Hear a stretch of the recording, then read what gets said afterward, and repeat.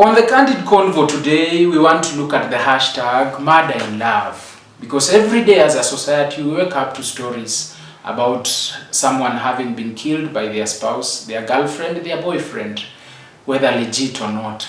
So you realize that as a society, they have just turned into stories where every day we wake up, there's a new story, we have a hashtag, we wait for the new one. So it's become a circle because as a society we've chosen not to address the problem. We are just dressing the wounds. So I would like us to look at where the rain started beating us as a society.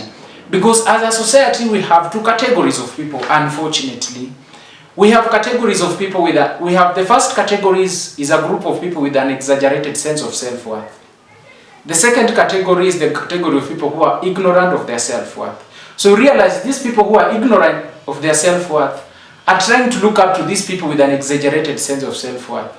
A man sees a beautiful woman online and he sees, because he does not know his value, he's ignorant of his self-worth. He looks up to that beautiful woman to give him happiness, joy and love.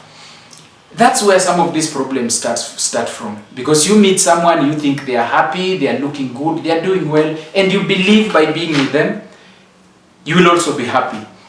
So we have a society that believes instead of taking happiness and love into a relationship, they go into relationships looking for happiness and love. And that's where we go wrong. Because at the end of the day, when you're ignorant of your self-worth, then you don't know what you're capable of. You don't know what your value is. When you don't know what your value is, you don't know what you can give. And love and happiness are part of the values that are in us. So we need to learn how to cultivate them. Once we cultivate them, then we'll have enough for ourselves. When you have enough for yourself, it's easier to give. As opposed to having a feeling of having nothing and going out there to look for it. So you discover that this person who is ignorant of their value and he's looking up to this person with an exaggerated sense of self-worth will do anything to have this person because they have convinced themselves that being with this person will be of help to their well-being. So at the end of the day, as society, we need to relook at ourselves, we need to relook at our values and try to reorganize our thinking. Because at the end of the day, it starts with you. The first thing you need to do is to build value in yourself. The second thing you need to do is sell value in the value that you've built. Once you've built value and you can sell it, then you attract value.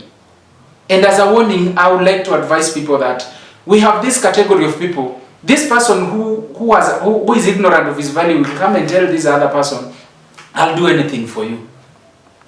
Try to avoid people who say that, because anyone who is willing to do anything for you expects everything in return.